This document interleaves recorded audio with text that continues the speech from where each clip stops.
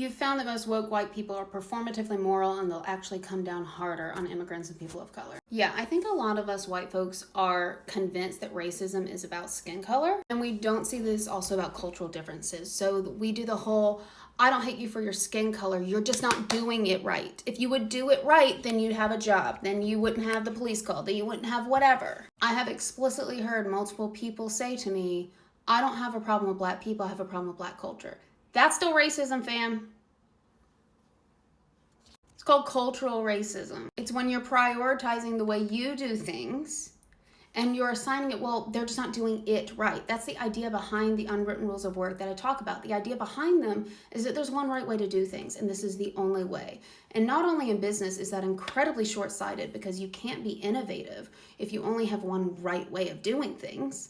It's also incredibly bigoted and xenophobic. And that's why even though I talk about the working class, even though I talk about neurodivergence, even though I talk about intersections of race and gender, I always have people commenting, I'm not any of those things, but I still feel that.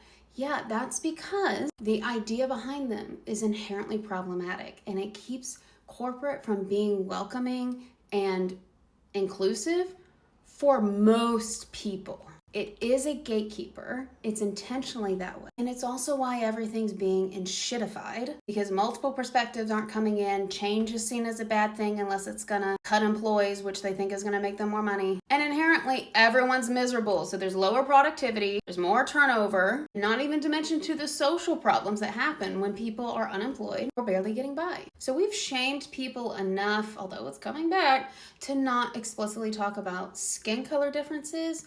It has found other ways to be like, well, you're in your situation because you're not doing it the right way.